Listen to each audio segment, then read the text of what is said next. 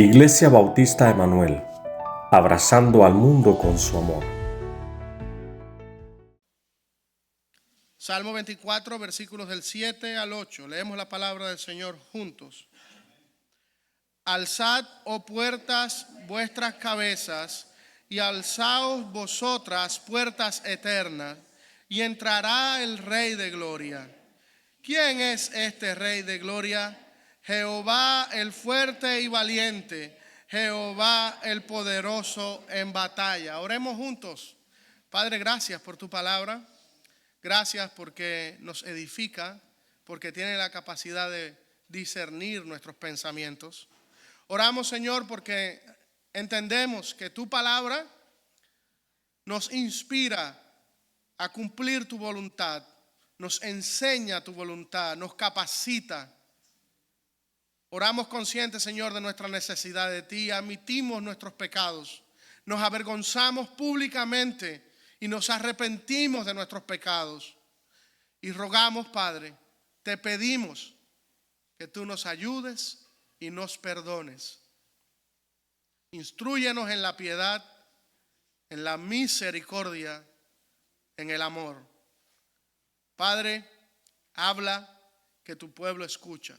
Oramos en el nombre de Jesús. Amén. Hermanos, nuestro grupo de traducción simultánea está haciendo un trabajo muy hermoso, y eso es una posición que está abierta ahí. Si usted quiere servir en la traducción simultánea, ve a nuestra hermana Lupe y ella con mucho gusto le va a guiar en lo que puedes servir. Esta es una iglesia que nos llena de alegría decir que es multicultural, y como iglesia estamos listos para que otros escuchen. Y qué más fácil si vienen a escuchar directamente en nuestra iglesia. ¿Se imagina eso? Ya están aquí. Si vienen aquí, escucharán. Bueno, hoy es el Domingo de Ramos, por estas especies de palmeras que daban inicio al peregrinaje de Jesús. Pero no es un momento de conmemorar una tragedia que terminó en la cruz. Para nosotros, cuando hablamos de la entrada triunfal, como iglesia, recordamos la ofensiva más audaz que la eternidad inició. No estamos hablando de una celebración religiosa. Estamos recordando que esta historia de el rescate, la lucha contra el usurpador, el que tomó el trono, el que trató de conquistar el trono, la historia no comenzó en las calles polvorientas de Jerusalén. Nosotros entendemos que la Semana Santa es el inicio de la resolución de un conflicto legal y espiritual que comenzó en el tercer cielo y se trasladó luego a la tierra.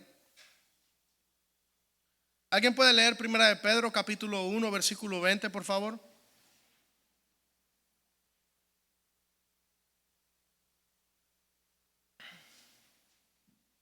Primera de Pedro capítulo 1 versículo 20. ¿Alguien puede leerlo fuerte y claro, por favor? Ya destinado desde antes de la fundación del mundo, pero manifestado en los postreros tiempos por amor de vosotros.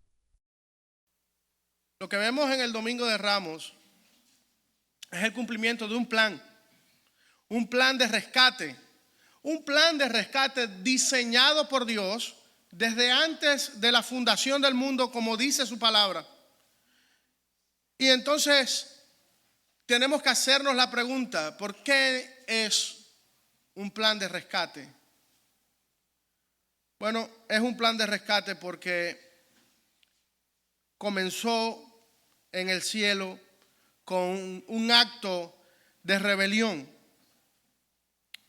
Ezequiel capítulo 28, y solo tome nota para que compare en su casa. Y también Isaías capítulo 14, nos presentan la caída de un ser de luz, de un querubín protector llamado Lucifer.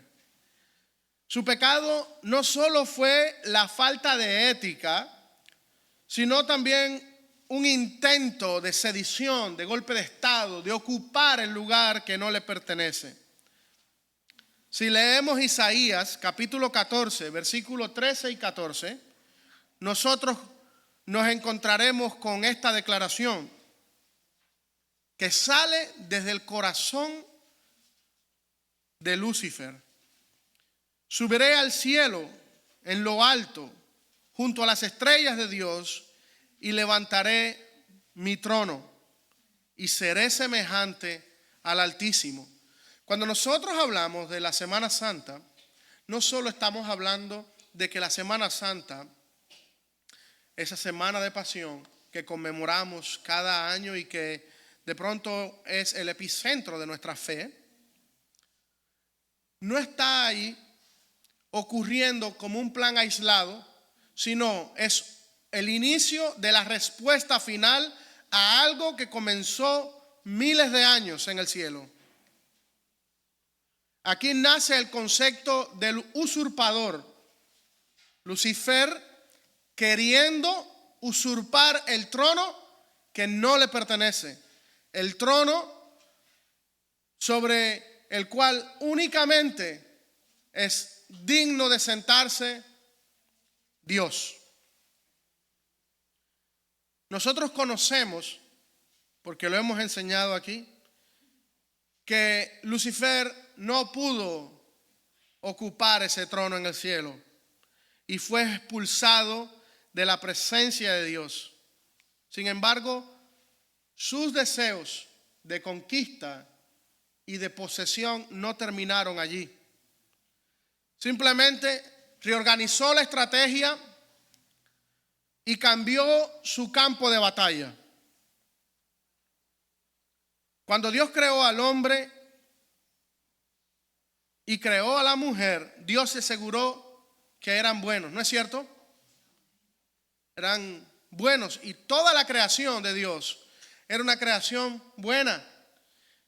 Y la tierra recibió una especie de corregentes de Dios, que era Adán y Eva. Y a ellos Dios les dio un mandato claro en Génesis 1:28. Señoread sobre la tierra. Dios les da la autoridad y les cede de una forma amorosa, santa y poderosa, que gobiernen junto con Él la tierra. Qué hermoso eso. Y ahora, en ese escenario, como vicerregentes, tienen el título de propiedad de ese planeta que Dios había creado con toda su creación. Sin embargo, Satanás es astuto y sabiendo que no podía vencer a Dios directamente, decidió atacar a sus administradores y mediante el engaño, mediante la maldad, logró que tanto la mujer como el hombre desobedecieran a Dios. Y este acto de desobediencia desencadenó una catástrofe jurídica. ¿Por qué? Porque el hombre entregó al usurpador lo que Dios le había dado por dominio de forma santa. El hombre y la primera mujer entregaron al usurpador las llaves de ese reino, de ese dominio, al enemigo de nuestras almas. Y usted se preguntará, bueno, ¿y qué ocurrió después que entregaron el poder? Si nosotros echamos una mirada rápida, y voy a citar algunas cosas importantes, tras la caída del Edén, tras la traición del Edén, tras el modo de usurpar el trono del Edén, la creación fue transformada bruscamente y comenzó un escenario de conflictos y degradación que aún nos alcanzan. Antes de la caída, la tierra producía de forma generosa. Bajo el dominio del usurpador, dice la Biblia en Génesis 3:17, que la tierra fue maldita. Aparecieron los espinos, los cardos y la escasez. La armonía natural se rompió, dando paso a un ciclo de pura supervivencia, de dolor y de un esfuerzo agotador. Se introduce el imperio de la muerte y la violencia. Es tanto así que el primer gran desastre, bajo la influencia del usurpador, fue el asesinato de un hombre por su propio hermano. Se instaura el gobierno del miedo y de la idolatría. Dice Juan capítulo 12, versículo 31, que Lucifer comenzó a ser llamado el príncipe de este mundo, desviando intencionalmente la adoración que pertenecía al creador de todas las criaturas.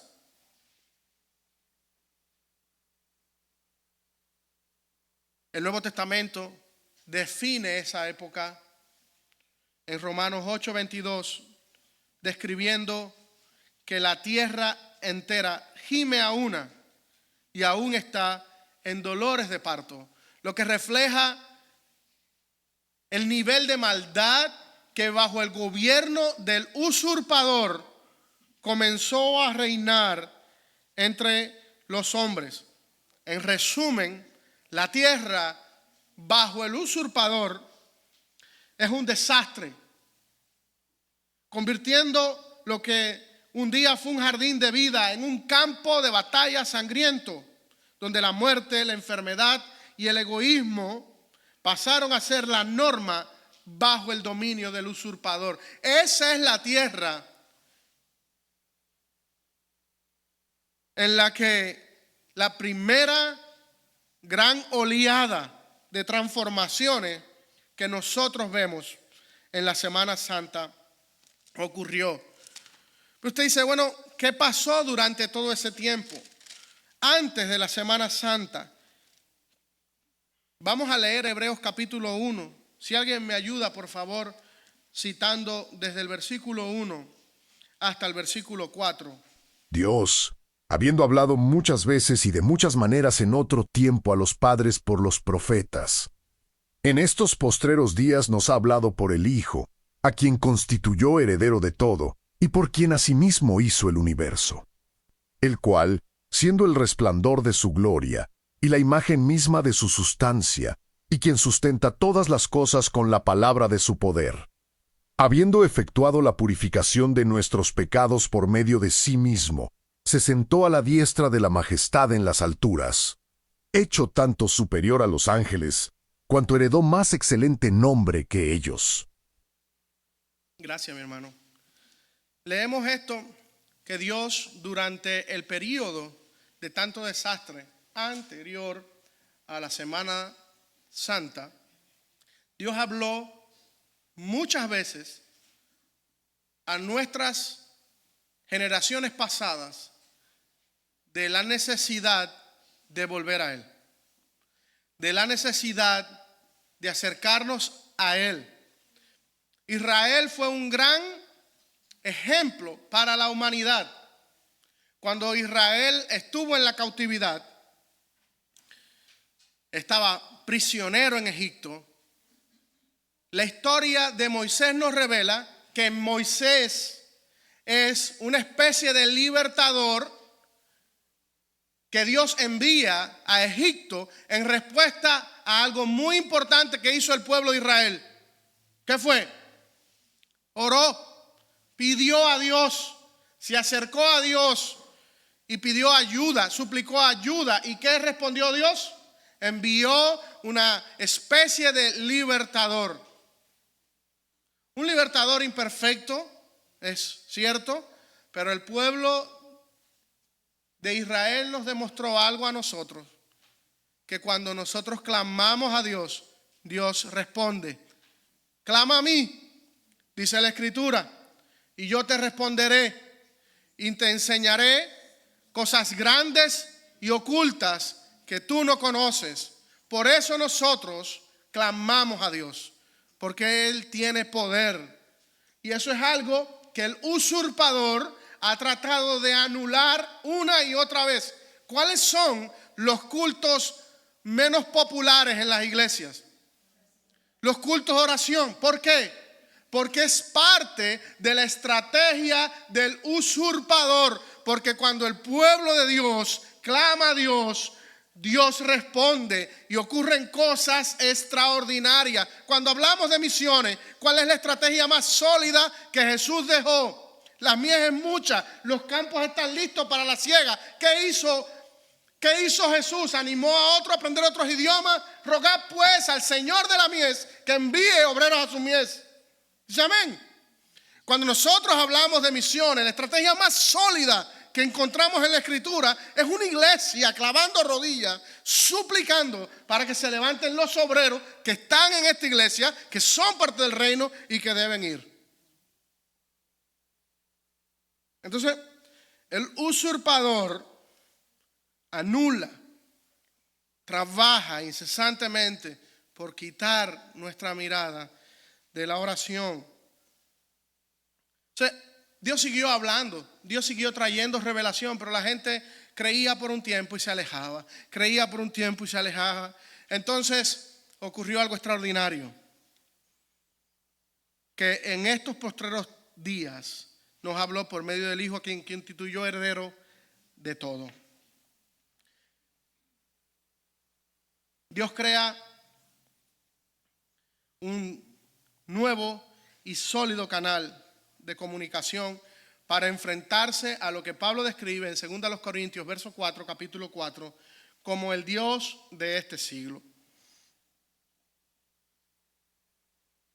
El Edén, la creación, fue secuestrada y la humanidad pasó de vivir en cercanía con el Creador, con el verdadero Rey, a vivir bajo la tiranía del usurpador. La tierra se convirtió en un territorio ocupado por el pecado, ocupado por la maldad y ocupado por los placeres de la carne.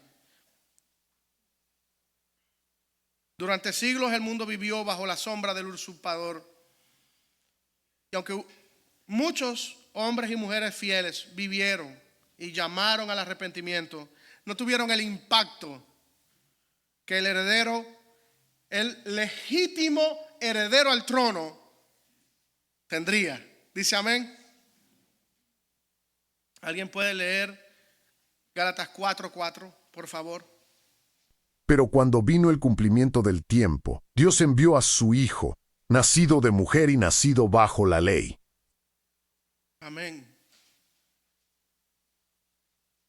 La Escritura nos enseña que por un solo hombre, comenzó el reinado de la muerte, y por la obediencia de un solo hombre comenzó el reinado de la gracia.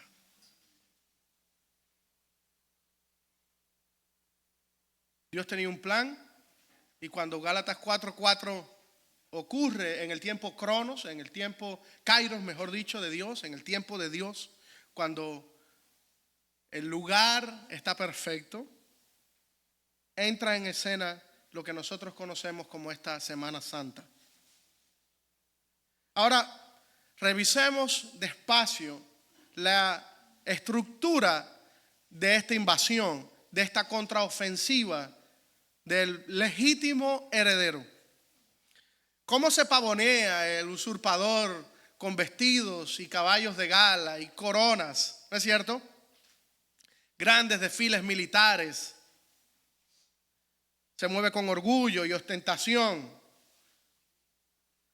Pero Jesús cumple una profecía en Zacarías 9:9. Alégrate mucho, hija de Sión, Aquí tu rey vendrá a ti, justo, salvador, humilde y cabalgando sobre un asno. Es una perfecta sátira donde ridiculiza el imperio del usurpador. No hubo caballos, no hubo pompa, porque es un rey que no viene a deslumbrar a otros, viene a hablarle al corazón de un pueblo y no necesita ninguna otra ayuda visual, porque él sabe que gráficamente este pueblo escuchará primero las palabras, pero luego verá un ejercicio inimaginable de poder el viernes.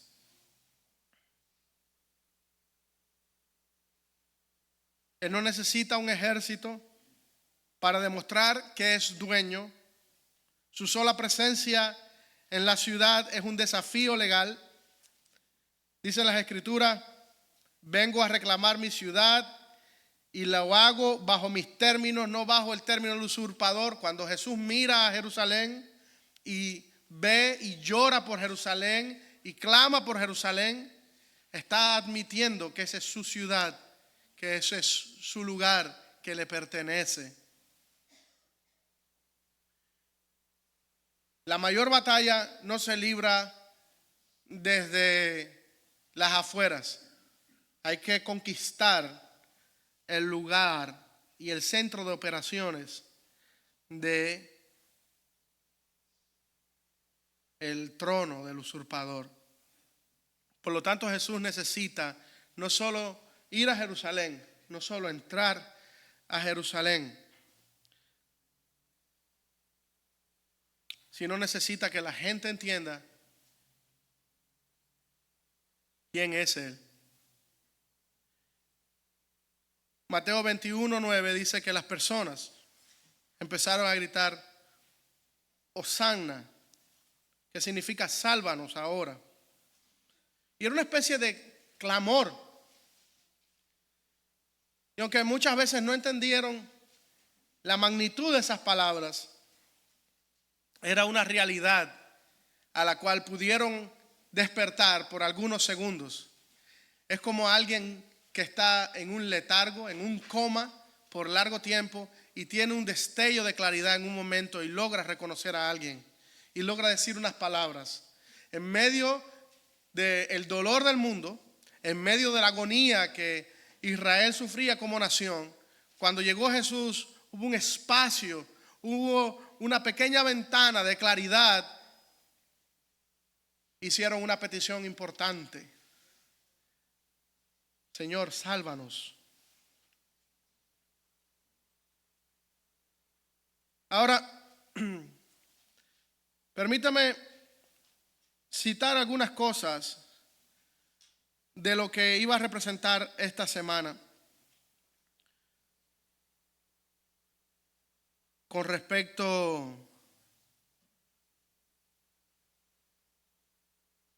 a lo que Dios iniciaría.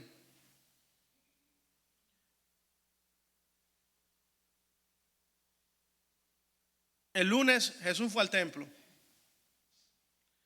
Jesús regresó de Betania, dice la Escritura, lo leíamos ahí en Marcos capítulo 11 hoy.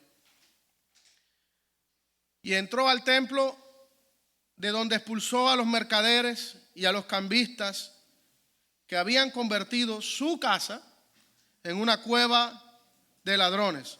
Y este es un enfrentamiento valiente contra el usurpador. ¿Por qué? Porque mi casa, dijo Jesús, es casa de oración. Otra vez, ¿sí lo nota?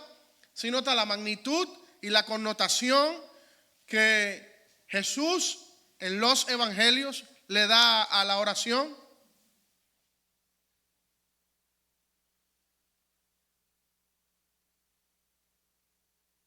Poco de lo que tenemos, o mucho de lo que tenemos, está también relacionado a nuestro ejercicio de fe por medio de la oración. Jesús se enfrentó al usurpador y quitó todas las mesas de esos cambistas que habían hecho que la iglesia se convirtiera en un espacio para ritos y tradiciones, no para tener una relación personal con Dios. Nuestra iglesia es un lugar que ha sido diseñado por el Rey para equiparnos, para celebrar y para compartir de lo que Dios está haciendo en nuestras vidas. Jesús reclamó la autoridad sobre el templo y no es casualidad que una de las primeras acciones que Jesús librara fuera alrededor del templo, alrededor de la fe, alrededor de la santidad, de la consagración, más allá de cualquier rito. Nosotros cuando revisamos estos días durante la Semana Santa, debemos hacernos un análisis al estado de nuestra relación con Dios. ¿Qué tipo de relación con Dios tenemos? Una que está fundada sobre lo que la Biblia enseña, sobre hábitos sólidos, genuinos, santos, o tenemos una especie de arquitectura, de rituales, de prácticas que al final del día ni entendemos cuando comenzamos a hacerla. Es mi oración que cada uno de nosotros admita que está hoy aquí porque la casa del Señor es casa de oración. Aprovecho para animarles, cuando usted viene los domingos y ponemos esa ventana para llamar al inicio de nuestro servicio, que tome un tiempo para orar, que ore, que ponga su vida y que la alinee. Y en esa oración, pídele a Dios, Dios, ayúdame a ver que todo lo que se va a decir o se va a enseñar hoy es para mí, no es para mi esposa, ni para mis hijos, es para mí, háblame a mí, yo necesito que tú me hables a mí. Si usted viene los domingos aquí, se va a casa y solamente Dios le habló a los hermanos de al lado, pero no llegó a donde usted, no es un problema de comunicación de Dios, es un problema de usted que no puede escuchar bien. Entonces la oración es una especie de momento en el que nos alineamos y ponemos nuestro corazón a la disposición de la palabra de autoridad que el Espíritu Santo va a traer para cada uno de nosotros revelada. Pero no me quiero alejar mucho. El martes fue un día de intensas enseñanzas y debate contra los líderes religiosos. Nuevamente, Jesús maldijo la higuera estéril como un símbolo de la falta de fe y de las apariencias.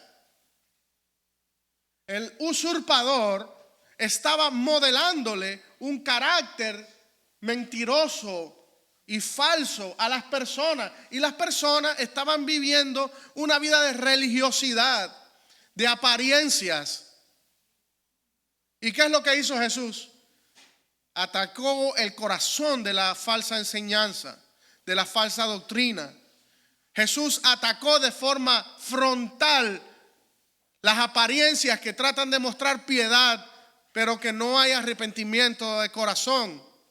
Este mundo continuamente nos anima y nos alienta a no arrepentirnos de nada, a seguir nuestro corazón, a creer en nuestro corazón. Y Jesús nos está enseñando que no hay ninguna voz más autoritativa sobre nuestro intelecto y sobre nuestras acciones que la voz de la palabra de Dios.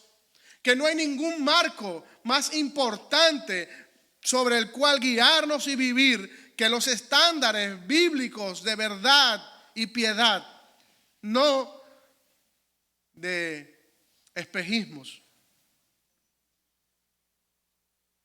Jesús enfrentó al usurpador y en su cara venció al padre de las mentiras. El miércoles comenzó un trabajo de espionaje, de sedición, protagonizado por Iscariote. Judas, de una forma vil y cobarde, pactó con el Sanedrín para entregar a Jesús a cambio de 30 monedas de plata. Jesús, dice en las Escrituras, que permaneció en Betania, posiblemente en un tiempo de oración. Y mientras Lucifer operaba a través de Judas y el miedo de los sacerdotes hipócritas, Jesús enfrentó la oscuridad con ecuanimidad y mansedumbre, con obediencia voluntaria a la misión que Dios le había encomendado. No huyó de la traición, sino que lo aceptó como parte del plan divino para la redención. Muchos de nosotros podemos aprender hoy, bajo esta plataforma, que Dios no quiere que seamos presa del temor que el usurpador trata de infundirnos cuando las cosas se ponen del color que no esperamos, cuando no resultan los planes como nosotros deseamos, cuando enfrentamos enfermedades, cuando enfrentamos problemas familiares, cuando enfrentamos pérdidas, cuando enfrentamos dolores, cuando enfrentamos grandes dificultades. Nosotros debemos ser valientes y no huir. Jesús nos enseñó que la forma de luchar contra el usurpador es resistiéndolo en la oración, sirviendo a Dios. El jueves fue un día de servicio. Fue un día en el cual se sentó, instituyó la Santa Cena y luego organizó una de las reuniones, otra vez de oración, más memorable de todos los tiempos, y la organizó en el Getsemaní. Y esta reunión de oración iba a terminar con él preso, listo para ser juzgado. ¿Por qué? Porque el usurpador tiene esa tendencia. El usurpador tiene como modus operandi llevar cautivo a los rostros más visibles de los grandes ministerios cristianos.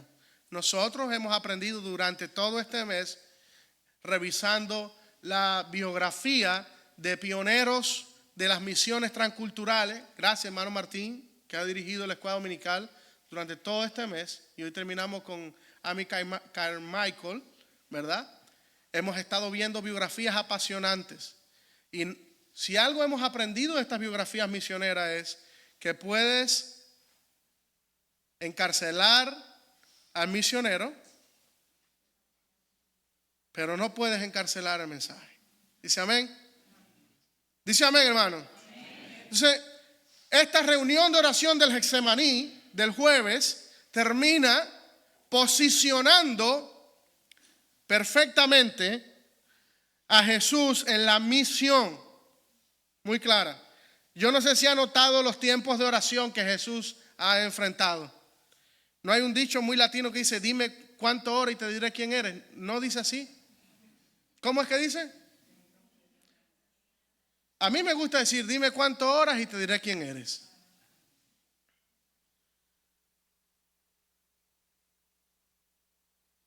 La hermana Mile me dijo, me voy a extender 10 minutos, pastor, así que tengo que preparar algo. Yo estoy listo para terminar, solo estoy dándole tiempo a ella para que no se apresure.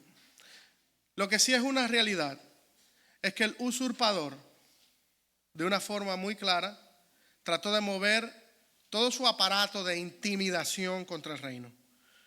Todo lo que se había hecho.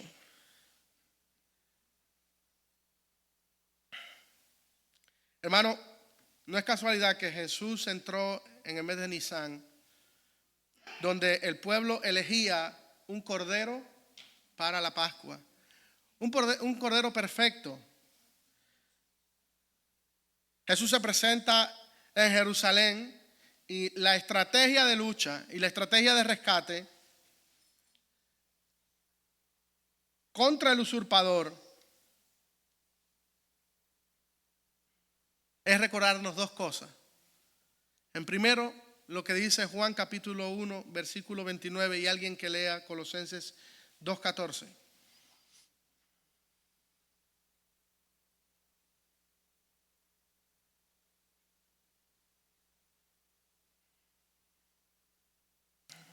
¿Alguien ya tiene Juan capítulo 1, versículo 29?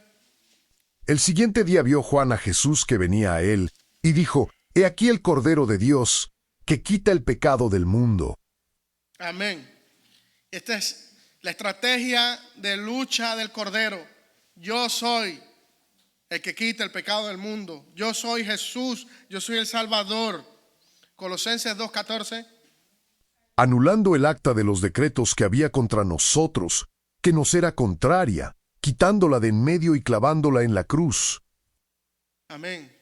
Había un acta de desobediencia de la humanidad.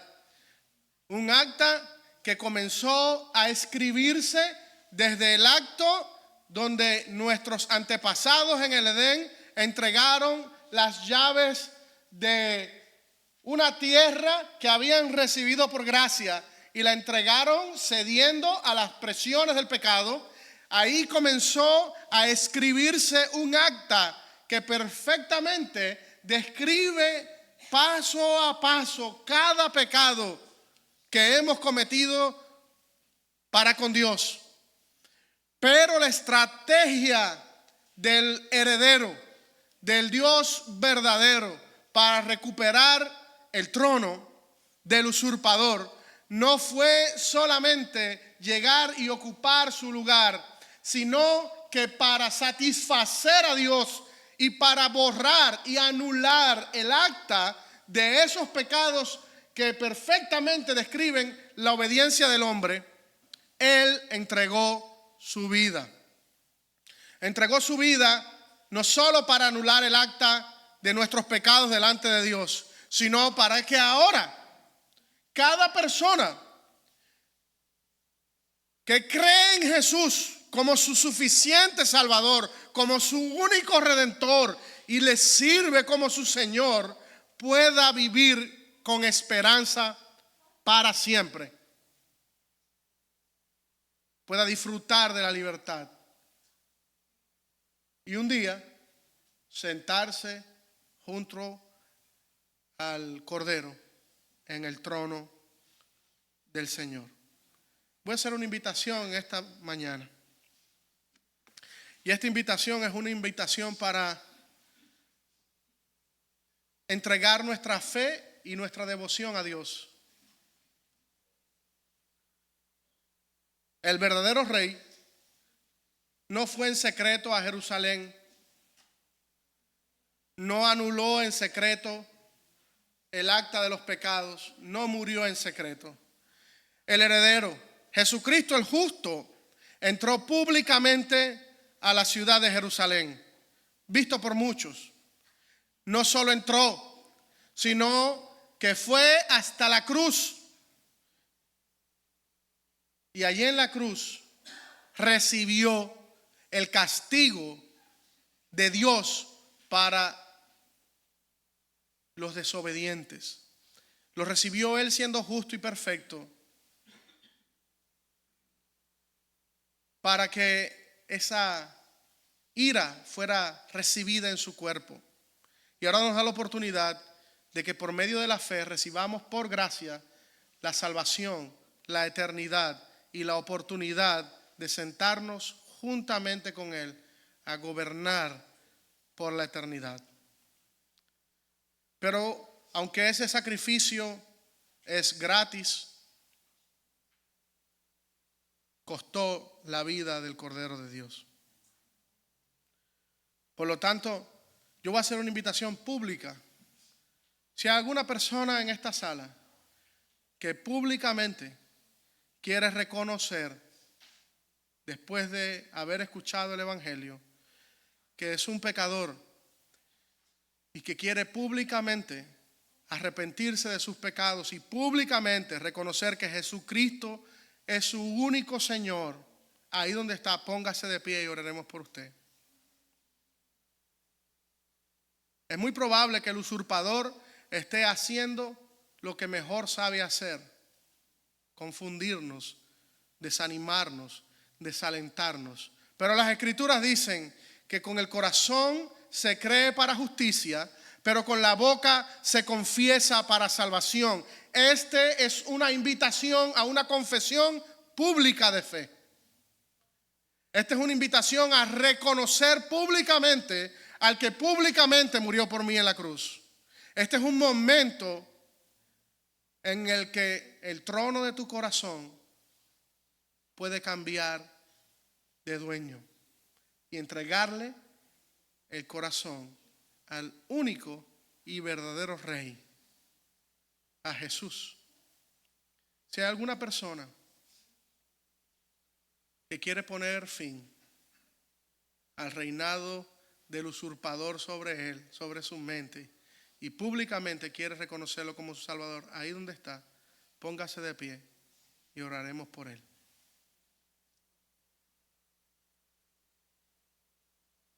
Dios te bendiga. Dios te bendiga.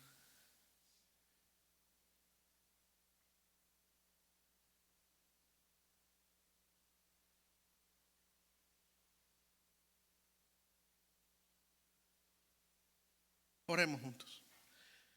Padre, nos ponemos delante de ti y reconocemos públicamente que tú eres Dios. Señor, gracias por la vida de mis hermanas que han reconocido públicamente su necesidad de ti. Sé con ellas. Ayúdalas, Señor. Perdona sus pecados y transfórmalas para siempre. Escribe su nombre en el libro de la vida y hazla conocer del perdón y de la salvación y la redención que solamente se encuentra en Cristo Jesús, Señor nuestro. Padre, te amamos. Oramos por todos los que estamos aquí, Señor, y por las muchas veces que, escuchando tu palabra, hemos sentido en nuestro corazón que nos estás inquietando, nos estás desafiando, nos estás llamando. Oramos, Señor, para que Jesús, el verdadero Rey, no solo entre en nuestro corazón, sino que de una vez y para siempre destierre todo lo que no te agrada y venga tu reino, venga tu palabra. Oramos, Señor, porque tú vienes pronto. Jesucristo viene pronto, Maranata. Confiamos.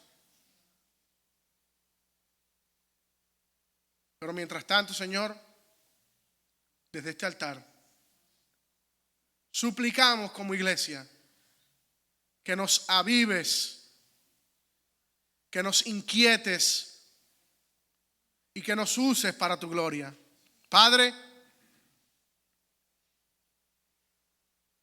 estamos listos. Envíanos y haz que tu gracia y tu nombre sean proclamados y conocidos, no solo en nuestra comunidad, sino hasta lo último de la tierra. Y ahora que el amor de Dios, la gracia salvadora de nuestro Señor Jesucristo y la comunión con su Santo Espíritu sean con la iglesia de Dios aquí reunida, desde ahora y hasta la eternidad. Y el pueblo de Dios dice, amén. Estamos despedidos, hermanos. Pueden saludarse. Muchas gracias.